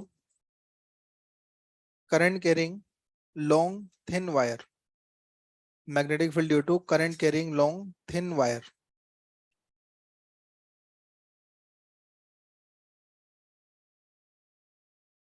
magnetic field due to current carrying long thin wire. देखो, एक थिन वायर के लिए, थिन वायर का मतलब समझते हैं ना, जिसकी थिकनेस, पतला तार, वेरी गुड, बहुत बढ़िया। जिसके लिए अपने को थिकनेस कंसिडर नहीं करना, पतला तार की बात हो रही है, जिसकी थिकनेस कंसिडर करना है कि नहीं करना? थिकनेस कंसिडर नहीं करना, तो ध्यान से सुने। जैसे मान लीजिए बेटा, ये एक पतला तार हमारे पास है, और इस पतला तार में कितनी करंट है मान लीजिए आई, और इस पतला तार की वजह से मान लीजिए ये कोई पॉइंट है, और हमें निकालना है कि यहाँ पर मैग्नेटिक फील्ड कितना है। अच्छा, ये तार कैसा है? इनफाइनाइट तार है ना, लॉन्ग। अब इसने इन्फॉर्मेशन भी नहीं दी कि तार की लेंथ कितनी है, तो लेंथ नहीं इन्फॉर्म है, तो इसको इनफाइनाइट मान लेंगे। और इस तार की वजह से इस पॉइंट पर बनने वाला जो मैग्नेटिक फील्ड है वो हमें निकाल के लाना है, कि कितना मैग्नेटिक फील्ड इस करंट कैरिंग वायर की वजह से यहाँ पर बनने वाला है। बोलो ठीक है। और इसके लिए मैं किसकी हेल्प लेने वाला हूँ? एसीएल की हेल्प लेने वाला हूँ। वैसे रिजल्ट मुझे याद है इसका पहले से। क्या रिजल्ट आपको याद है क्या? अगर ये पॉइंट आर डिस्टेंस पर हुआ तो magnetic field is mu naught upon 2 pi R. क्या रिजल्ट पहले से याद है? यस, इसी रिजल्ट को मैं एम्पियर लॉ की मदद से निकालने वाला हूँ। पहले अगर आपको याद हो तो इसी रिजल्ट को अपन ने बायो सावर्ट लॉ की मदद से निकाला था। आज इसी रिजल्ट को हम किसकी मदद से निकाल रहे हैं? एम्पियर सर्किट लॉ की मदद से निकाल रहे हैं, एसीएल की मदद से निकाल रहे हैं। बोलो क्लियर है ना? तो देखो ध्यान से सुने, ध्यान से सुने। देखो, इस पॉइंट पर मुझे क्या करना है? मैग्नेटिक फील्ड निकालना है। तो देखिएगा, जब भी आप एम्पियर लॉ अप्लाई करते हैं मैग्नेटिक फील्ड निकालने के लिए, तो सबसे पहले तो क्या करना है कि जिस पॉइंट पर आप मैग्नेटिक फील्ड निकालना चाहते हैं उस पॉइंट को इंक्लूड करते हुए, एक एक लाइन को समझना, एक एक शब्द को समझना। जिस पॉइंट पर आप मैग्नेटिक फील्ड निकालना चाहते हैं उस पॉइंट को इंक्लूड करते हुए करंट कैरिंग वायर को सिमेट्रिकल इंक्लोज करें। जिस पॉइंट पर आप मैग्नेटिक फील्ड निकालना चाहते हैं उस पॉइंट को इंक्लूड करते हुए करंट कैरिंग वायर को कैसे इंक्लोज करें? कैसे भी इंक्लोज कर ले कि सिमेट्रिकली इंक्लोज करें? सिमेट्रिकली इंक्लोज करें। तो देखो बताओ, इस करंट कैरिंग वायर को सिमेट्रिकली इंक्लोज करने के लिए कैसा पाथ बनाए? सर्कुलर, रेक्टेंगुलर, स्क्वायर, कैसा पाथ बनाए? सर्कुलर पाथ बना दे। तो देखो, इस पॉइंट को इंक्लूड करते हुए एक सर्कुलर पाथ हमने बना दिया, और ये जो सर्कुलर पाथ है, बोलो क्या एक क्लोज पाथ है? बोलो, ये सर्कुलर पाथ कैसा है? Close path. और मुझे क्या करना है? इस क्लोज पाथ पर मैग्नेटिक फील्ड का लाइन इंडिकेशन करना है। इस क्लोज पाथ पर मैग्नेटिक फील्ड का लाइन इंडिकेशन करना है। और मैग्नेटिक फील्ड का जो लाइन इंडिकेशन होता है वो म्यू नॉट समेशन आई के बराबर होता है। मैग्नेटिक फील्ड का लाइन इंडिकेशन क्या होता है? म्यू नॉट समेशन आई के बराबर होता है। अच्छा, लाइन इंडिकेशन का मतलब क्या होता है? मैग्नेटिक फील्ड को क्या लेंथ के लॉन्ग इंडिकेट करना है? तो मैं क्या करने वाला हूं, इस क्लोज पाथ पर छोटे छोटे से लेंथ एलिमेंट लूंगा। इस क्लोज पाथ पर छोटे छोटे से लेंथ एलिमेंट लूंगा, और उन लेंथ एलिमेंट का बी डॉट डीएल कर दूंगा। लेंथ एलिमेंट का क्या कर दूंगा? B dot DL. एक छोटा सा एलिमेंट लूंगा, छोटा सा लेंथ एलिमेंट लेकर उसका बी डॉट डीएल करूंगा, फिर एक एलिमेंट लेकर बी डॉट डीएल करूंगा, फिर एक एलिमेंट लेकर बी डॉट डीएल करूंगा, और सभी एलिमेंट के बी डॉट डीएल को ऐड कर दूंगा। तो क्या मुझे इंटीग्रेशन बी डॉट डीएल मिल जाएगा? और इंटीग्रेशन बी डॉट डीएल का मतलब हो गया line integration of magnetic field. Integration B dot DL का मतलब क्या हुआ? Line integration of magnetic field. और line integration of magnetic field is equal to mu naught summation I. बोलो क्लियर है ना? तो मैं क्या करने वाला हूँ, ध्यान तो सुने। सबसे पहले तो देखो ये डायग्राम थोड़ा सा 3D में है, अपन इसको थोड़ा सा सिंपल करने के लिए इस डायग्राम का टॉप व्यू बनाते हैं। क्या बनाते हैं? अच्छा, टॉप व्यू बनाने का मतलब क्या होता है? अच्छा, ऊपर से देखना। अच्छा, ऊपर से देखने में क्या डायग्राम चेंज हो जाएगा कि डायग्राम को देखने का नजरिया चेंज हो जाएगा? हाँ, डायग्राम नहीं बदलेगा, डायग्राम को देखने का नजरिया बदलेगा। तो आप इसको ऊपर से देख के बता सकते हो डायग्राम कैसा दिखेगा? कौन कौन इमेजिन कर सकता है इस डायग्राम को? कौन कौन विजुलाइज कर सकता है? देखो बेटा, ये वायर है और वायर में थिकनेस है या नहीं है? वायर में कोई थिकनेस, और वायर में अगर थिकनेस नहीं है तो क्या वायर एक पॉइंट की तरह दिखेगा? किसकी तरह दिखेगा? करंट ऊपर चढ़ रही है और आप ऊपर से देख रहे हो, तो बताओ करंट आपको डॉट दिखाई देगी या क्रॉस? करंट की आपकी तरफ आती हुई दिखाई देगी और आपकी तरफ आती हुई दिखाई देगी, तो करंट क्या दिखेगी? डॉट। तो देखो बेटा, इस वायर को मैं एक पॉइंट की तरह दिखा सकता हूँ। किसकी तरह? और इस वायर की जो करंट है उसको क्या मैं डॉट से दिखा दूं? तो इस वायर में करंट क्या हो गई? डॉट। और देखो, इस वायर से कितना दूरी पर पॉइंट लिया था? मान लीजिए आर दूरी पर आपने कोई पॉइंट लिया था, ये आर दूरी पर कोई पॉइंट था, और यहाँ पर आप मैग्नेटिक फील्ड निकालना चाहते थे। तो आपने क्या करना है, इस पॉइंट को इंक्लूड करते हुए, एक एक लाइन को फिर से सुनना, इस पॉइंट को इंक्लूड करते हुए इस वायर को एक सिमेट्रिकली पाथ में इंक्लोज कर दो। वायर को एक सिमेट्रिकल पाथ में इंक्लोज कर दो। और वायर को सिमेट्रिकल पाथ में इंक्लोज करने के लिए मैंने कैसा पाथ मान लिया? सर्कुलर पाथ मान लिया। बोलो कैसा पाथ मान लिया? सर्कुलर पाथ में मैंने वायर को इंक्लोज कर दिया, तो आर रेडियस का सर्कुलर पाथ मैंने मान लिया। अब मैं क्या करूंगा, इस वायर पर एक छोटा सा एलिमेंट लूंगा जिसकी लेंथ कितनी होगी? डीएल। और उस छोटे से एलिमेंट के लिए बी को बी डॉट डीएल कर दूंगा। क्या करूंगा? B dot DL. सबसे पहले तो बताओ बी की डायरेक्शन इस पॉइंट पर कौन बता सकता है? इस पॉइंट पर बी की डायरेक्शन कौन बता सकता है? इस पॉइंट पर बी कौन बना रहा है? क्या ये वायर इस पॉइंट पर बी बना रहा है? और बोलो वायर की वजह से क्या बी की डायरेक्शन देखना आता है? क्या करना है, अंगूठा दिखाना है कि पकड़ना है? अंगूठा दिखाना है। Very good. करंट की तरफ अंगूठा और पॉइंट की तरफ फिंगर। क्या बोलो बी ऊपर की तरफ आएगा? तो देखो, इस पॉइंट पर जो मैग्नेटिक फील्ड की डायरेक्शन होगी, क्या बोलो वो अपवर्ड होगी ना? तो मैग्नेटिक फील्ड की डायरेक्शन अपवर्ड आ जाएगी। अच्छा, एक छोटा सा एलिमेंट लिया मैंने, लेंथ एलिमेंट लिया, और लेंथ एलिमेंट की जो डायरेक्शन होगी वो आपको ट्रेवल करने की डायरेक्शन में होगी। एक छोटा सा एलिमेंट डीएल लेना है और उसकी जो डायरेक्शन होगी, जो डीएल की डायरेक्शन होगी, वो आपके ट्रेवल करने की डायरेक्शन में होगी। सपोज करिए अगर आप इस लूप में ऐसे ट्रेवल कर रहे हैं तो डीएल वेक्टर की डायरेक्शन ऐसे ऊपर हो जाएगी। और अगर आप इस लूप में ऐसे ट्रेवल कर रहे हैं एंटी क्लॉकवाइज, सॉरी क्लॉकवाइज अगर ट्रेवल कर रहे हैं, तो डीएल की डायरेक्शन नीचे हो जाएगी। तो मैं कोशिश करूंगा कि जो डीएल है हमेशा बी की डायरेक्शन में आए, और बी अगर ऊपर आ रहा है तो मैं एक काम करता हूँ, इस लूप में एंटी क्लॉकवाइज ट्रेवल कर लेता हूँ। कैसे ट्रेवल कर लेता हूँ? और एंटी क्लॉकवाइज अगर ट्रेवल किया तो बोलो क्या डीएल की डायरेक्शन ऊपर आ जाएगी? तो बताइए, अब इस पर एम्पेयर लॉ लगा देते हैं। बोलो एम्पेयर लॉ क्या कहता है? बोलो B dot DL equal to mu naught summation I. बोलो हो जाएगा? अच्छा बताइए, यहाँ पर बी और डीएल दोनों पैरेलल है, और बताइए अगर बी और डीएल अगर दोनों पैरेलल हैं, दैट मींस थीटा बराबर कितना? 0 डिग्री। बोलो मानते हो? अच्छा, दूसरी बात बोलो, समेशन आई कितना है? आई के बराबर। समेशन आई का मतलब क्या? पाथ में इनक्लोज करंट। और बताओ इस पाथ में कितने करंट इनक्लोज है? और इस आई को प्लस लेंगे या माइनस? प्लस या माइनस? कैसे तय करेंगे आई को प्लस लेंगे? यस, पहले तो आपके चलने के डायरेक्शन में फिंगर्स कल करो, और आपका अंगूठा जिधर है उधर प्लस ले लो। और बोलो आप एंटी क्लॉकवाइज चल रहे थे तो क्या अंगूठा बाहर आया?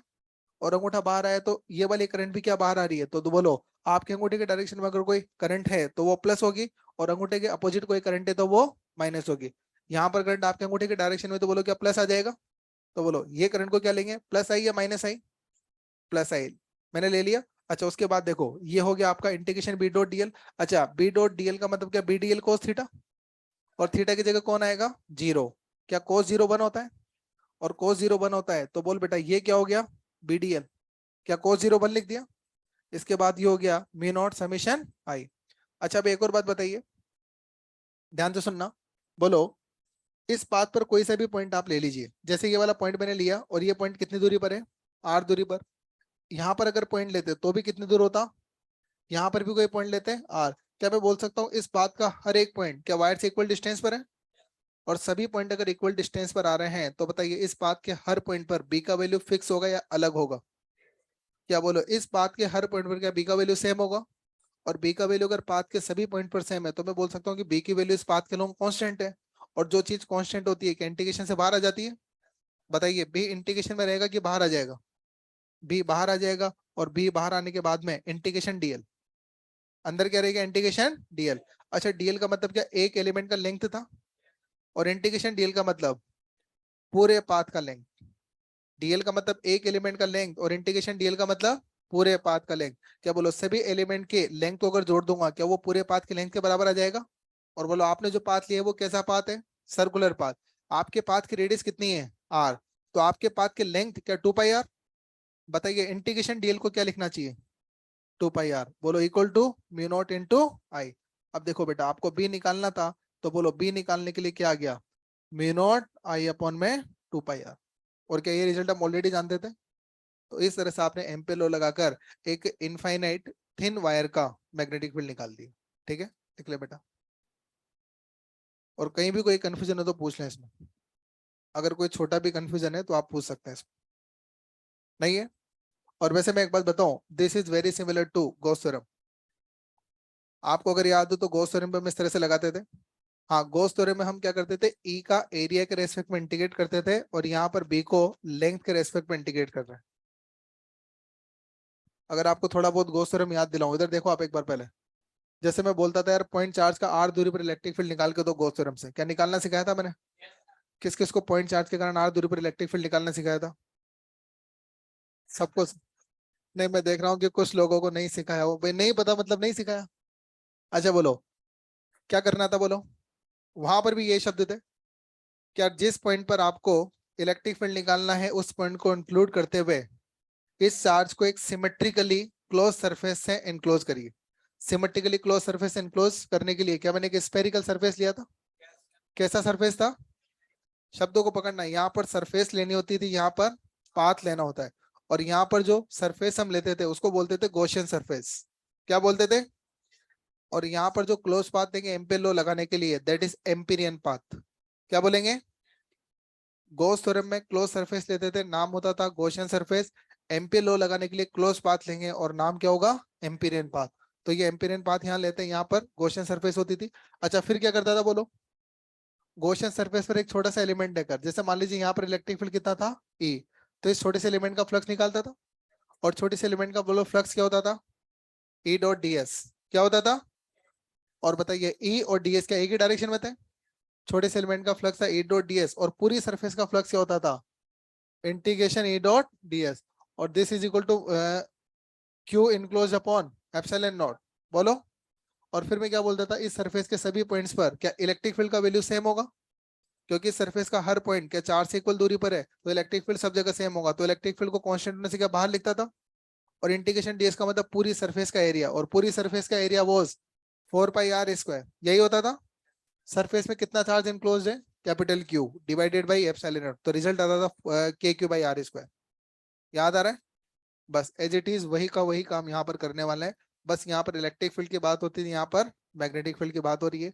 यहाँ पर क्लोज पाथ लेते, यहाँ पर क्लोज सरफेस लिया कर देते हैं, यहाँ पर क्लोज पाथ लेते हैं।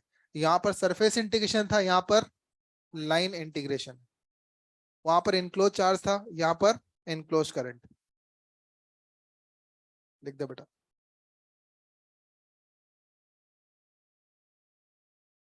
हो गया? बोलो ये। बोल बेटा बोल। ले। उस केस में क्या होगा मैं आपको बताता हूँ। B D L cos 180 minus, और ये आई भी माइनस हो जाएगी, और माइनस माइनस वापस कट के सेम रिजल्ट आएगा। भाई अगर आप इस टेबल की डायरेक्शन अगर उल्टा ले लेते हैं आप, तो फिर यहाँ पर आपका एंगल 180 आएगा। और वन एंगल अगर 180 आएगा तो B D L cos 180 minus summation आई भी माइनस आई आएगा फिर आप। ठीक है? हाँ, कोई डाउट है बेटा किसी में?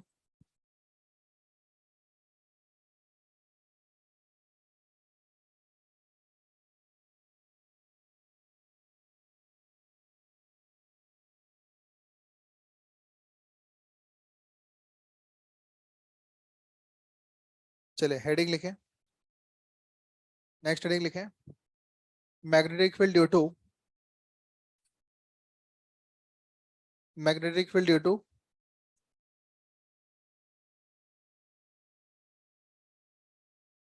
Magnetic field due to magnetic field due to current carrying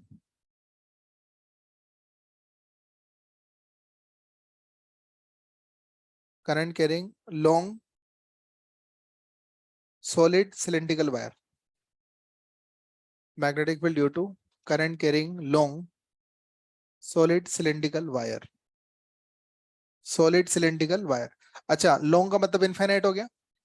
और what is the meaning of solid cylindrical wire? Cylindrical shape का वायर है. वायर का शेप कैसा है? Cylindrical shape. जैसे मान लीजिए मार्कर है, बोलो मार्कर भी एक सिलेंड्रिकल शेप में ना, कैसे शेप में? Cylindrical shape. और इस बार सॉलिड वायर का मतलब क्या हुआ? अच्छा, थिक वायर है कि थिन वायर है? थिक वायर है, मतलब आपका वायर इस तरह से है. इधर देखो बेटा आप सब लोग, इस बार आपका वायर कुछ इस तरह से है, सिलेंड्रिकल शेप में है. तो ये सिलेंड्रिकल शेप में मैंने वायर को दिखा दिया. और वायर कैसा है बेटा? इनफाइनाइट. इनफाइनाइट वायर है. कैसा वायर है? ये इनफाइनाइट वायर है. और ये सिलेंड्रिकल शेप में. और सिलेंड्रिकल शेप में तो उसका कोई ना कोई रेडियस भी होता होगा. चलो मैं मान लेता हूँ कि इस वायर का जो रेडियस है बेटा वो कितना है? आर.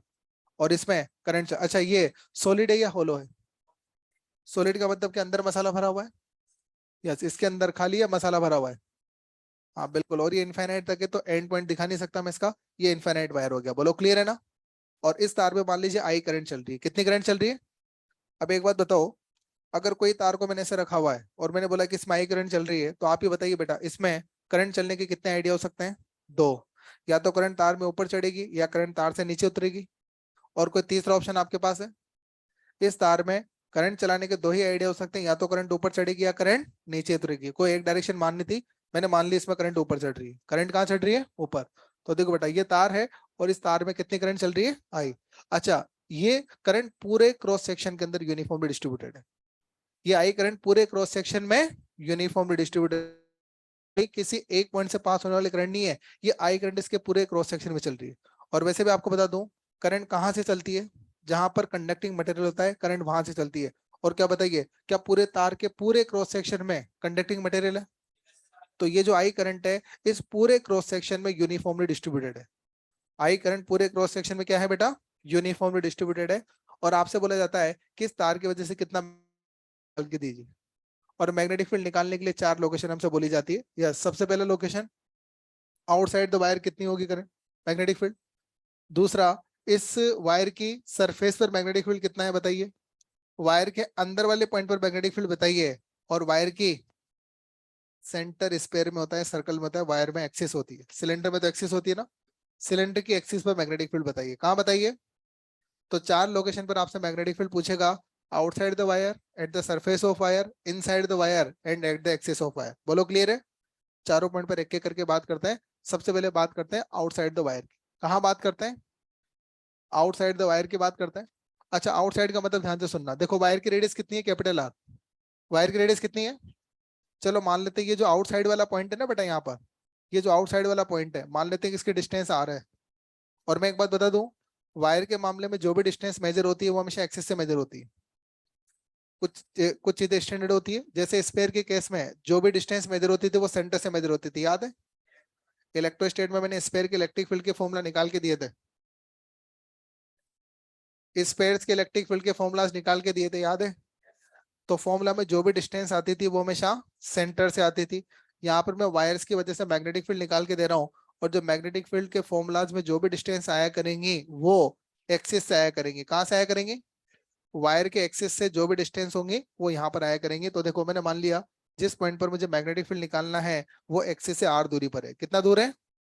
तो देखिएगा अब मैं क्या करूंगा, अगर इस पॉइंट पर मुझे मैग्नेटिक फील्ड निकालना है तो क्या करूंगा बोलो. इस पॉइंट पर मैग्नेटिक फील्ड निकालने के लिए क्या करूंगा? एम्पियर लॉ लगाऊंगा. और एम्पियर लॉ लगाने के लिए क्या करूंगा? जिस पॉइंट पर आपको मैग्नेटिक फील्ड निकालना है उस पॉइंट को इंक्लूड करते हुए इस वायर को एक सिमेट्रिकल पाथ में इंक्लोज कर लीजिए. इस पॉइंट पर मैग्नेटिक फील्ड निकालना है तो इस पॉइंट को इंक्लूड करते हुए क्या इस वायर को एक सिमेट्रिकल पाथ में इंक्लोज कर लूं? और बताइए क्या सिमेट्रिकल पाथ होगा? Circular, rectangular, square. Circular path में इंक्लोज कर लूं. तो मैंने क्या करा, इस पॉइंट को इंक्लूड करते हुए इस वायर को एक सर्कुलर पाथ में मैंने इंक्लोज कर लिया. और पाथ में इंक्लोज करने के बाद अब एक काम करो, आप इस डायग्राम का टॉप व्यू देखें. क्या देखें?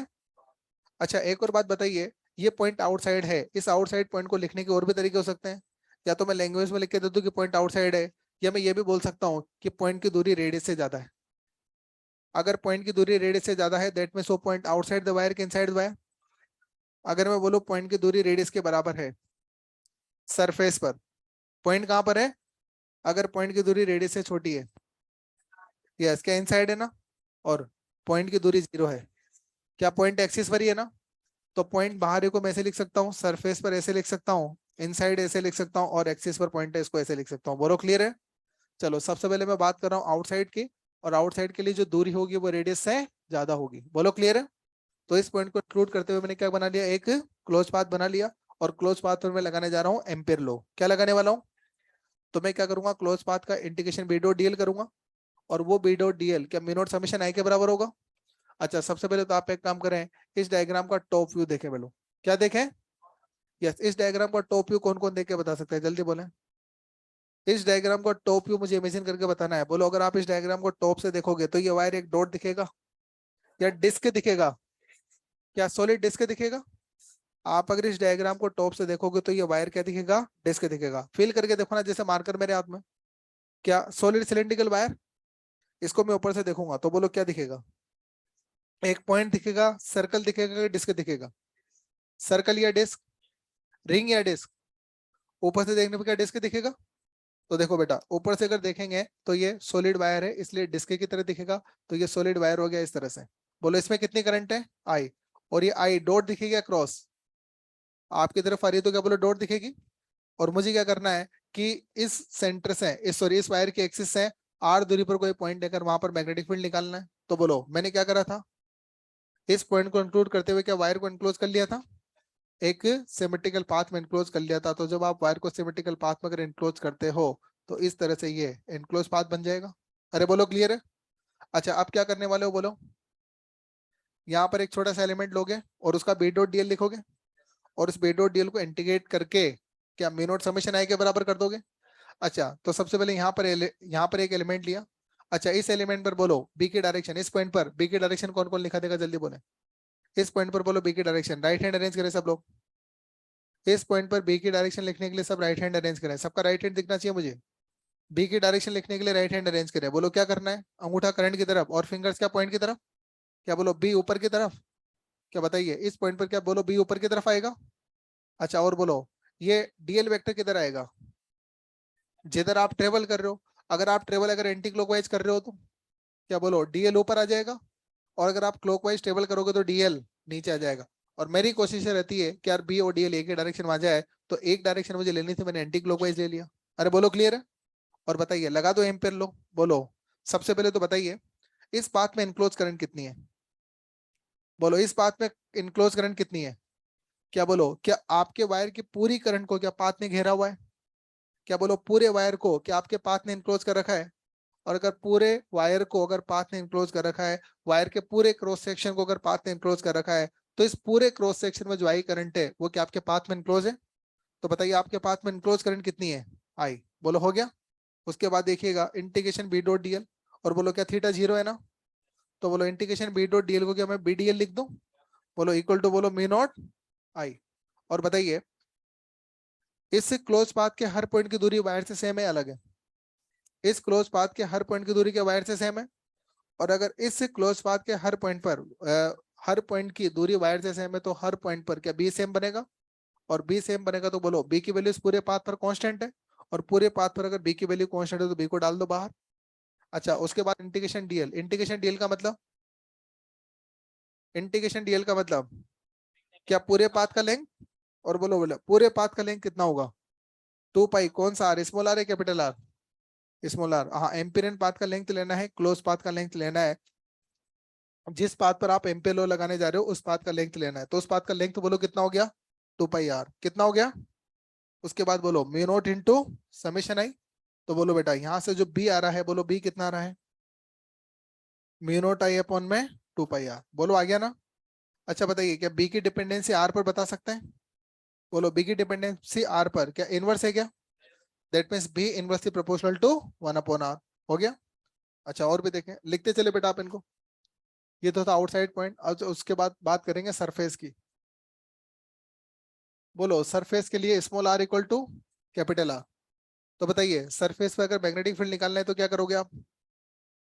इस फॉर्मूला में जहां स्मॉल आर आ रहा है वहां कैपिटल आर रख दोगे। तो देखो बेटा, जो बी सरफेस होगा that is B surface equal to mu naught I upon में 2 पाई आर। तो ये वायर के सरफेस का मैग्नेटिक फील्ड हो गया। उसके बाद तीसरा देखें, इनसाइड। बोलो इनसाइड पॉइंट के लिए small R less than capital R. Inside point के लिए small R less than capital R. अब बेटा एक बात देते देखे सब लोग, अब ये इंपॉर्टेंट है, ये डायग्राम बन गया क्या बोलो, ये वाला डायग्राम, इसको बनाओ फटाफट। इस डायग्राम को बिगाड़ना है फिर मुझे, इस डायग्राम को बनाओ फटाफट से।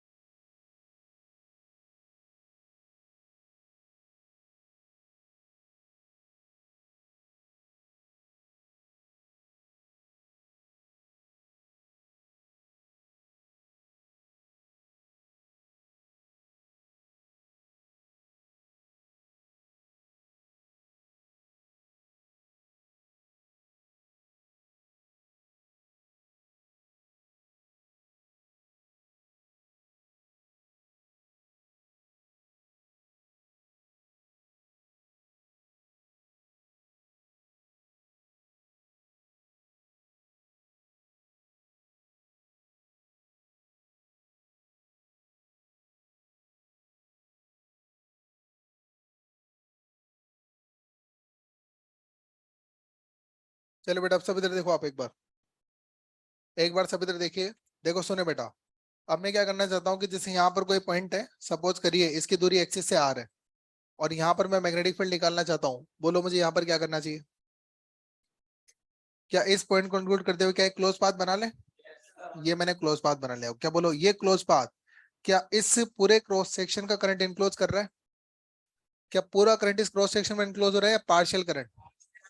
तो समेशन आई लिखने में क्या मैं पूरा आई लिख पाऊंगा, क्या पूरे आई को समेशन आई लिख पाऊंगा।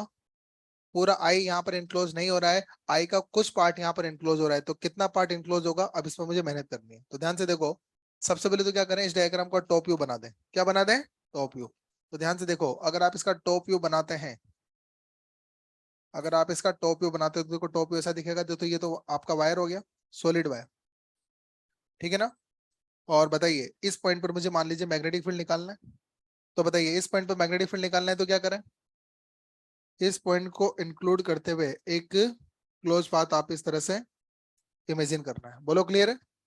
और इस पाथ की रेडियस बोलो क्या है, आर। और बोलो वायर की रेडियस क्या है, बोलो कैपिटल आर। बोलो क्लियर है। और मान लीजिए ये इस वायर में चलने की डायरेक्शन होगी। अच्छा बताइए सबसे पहले तो मुझे किस पर काम करना है, समेशन आई पर। किस पर काम करना है, बोलो समेशन आई कौन कौन निकाल के दे सकता है मुझे, इस क्लोज पाथ में कितना करंट इनक्लोज है। अच्छा बताइए क्या पूरा करंट इस क्लोज पाथ में इनक्लोज है क्या, पूरा करंट इस क्लोज पाथ में इनक्लोज नहीं है। अच्छा पूरा करंट तो इस आर रेडियस के सर्कल में इनक्लोज है।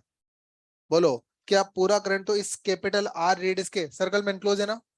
और आपका पाथ क्या पूरा करंट लेके बैठा है या पार्शियल करंट। तो हमें कौन सी करंट देखनी है, पूरे पाथ की, सॉरी इस पूरे वायर की हमारे पाथ में।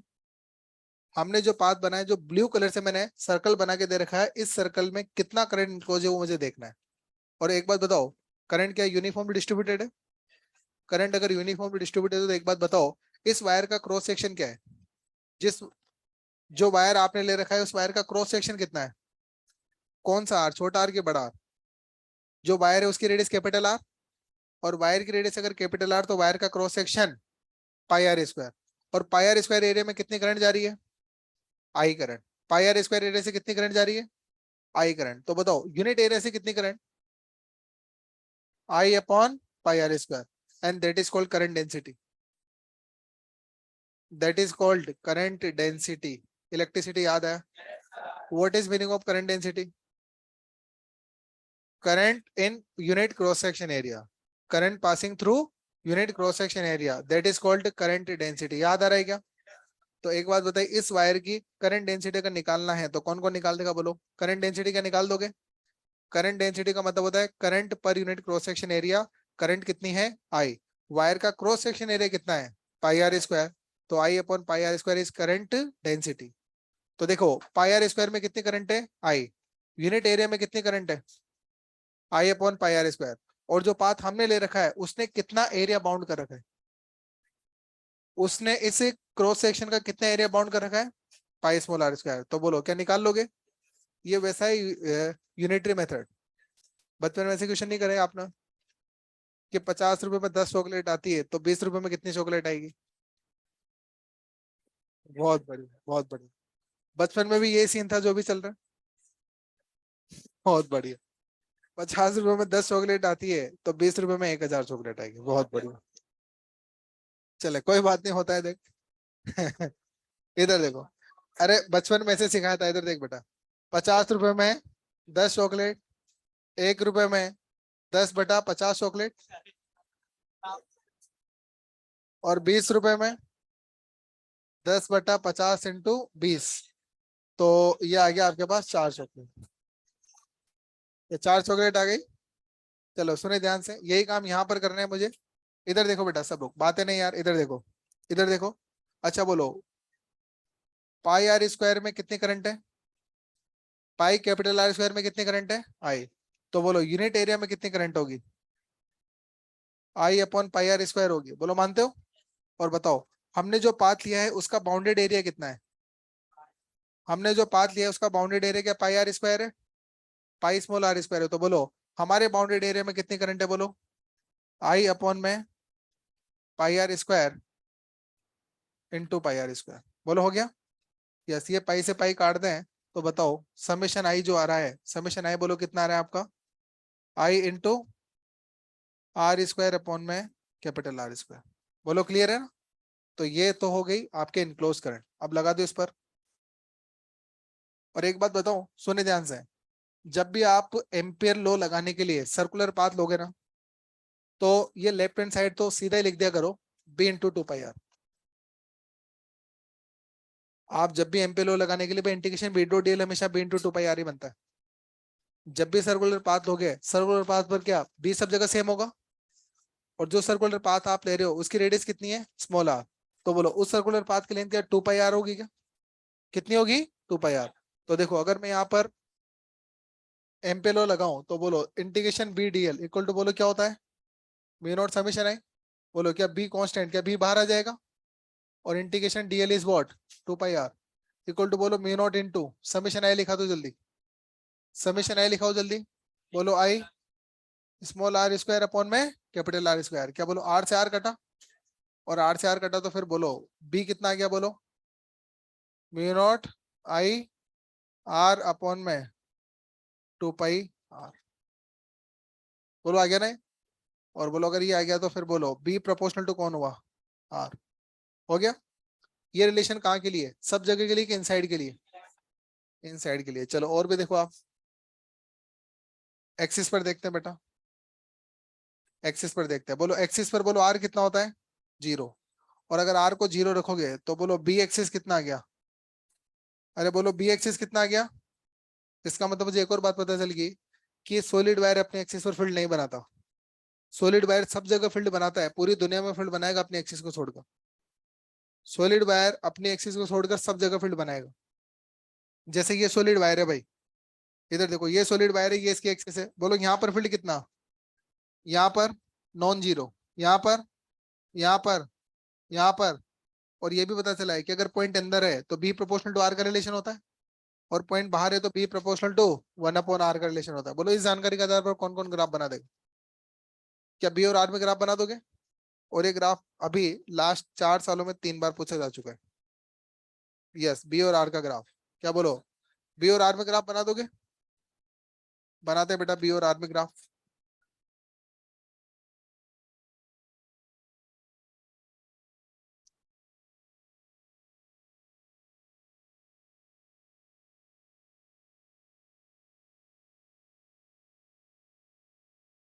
अच्छा बोलो r=0 का मतलब एक्सिस हो गया। r=0 का मतलब एक्सिस। और बोलो r=कैपिटल R का मतलब सरफेस। तो बताइए एक्सिस से सरफेस का मतलब पॉइंट इनसाइड है कि आउटसाइड है? और इनसाइड का मतलब बी प्रोपोर्शनल टू आर या B proportional to 1/r? B proportional to R. तो देख बेटा इनसाइड का ग्राफ ऐसा बनेगा, बी प्रोपोर्शनल टू आर का, बी प्रोपोर्शनल टू आर का। सरफेस पर हो जाएगा म्यू नॉट अपॉन में 2πr, और सरफेस से आगे ऐसे होगा बी प्रोपोर्शनल टू 1/r। बोलो क्लियर है? या मैं ऐसा बोल सकता हूँ क्या कि इस वायर का मैग्नेटिक फील्ड इनसाइड तो लीनियरली इंक्रीज होता है, इस वायर का मैग्नेटिक फील्ड इनसाइड पॉइंट पर लीनियरली इंक्रीज होता है और आउटसाइड पॉइंट पर आर के इनवर्स के अकॉर्डिंग इनवर्सली आर के इनवर्स रेशियो में डिक्रीज होता है। बोलो क्लियर, ऐसा बोल सकता हूँ? लिख दे बेटा इसको। चलिए अब थोड़ा होमवर्क ऐड करते हैं आपके।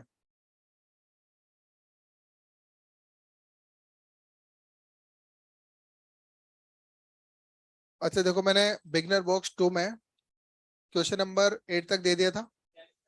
बिगनर बॉक्स 2 में क्वेश्चन नंबर 9, बिगनर बॉक्स 2 में क्वेश्चन नंबर 9 एक्सरसाइज 1 में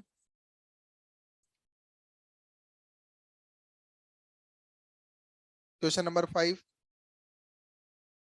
7, 15, 18, 20, 24 एक्सरसाइज 2 में क्वेश्चन नंबर 12, 29, 46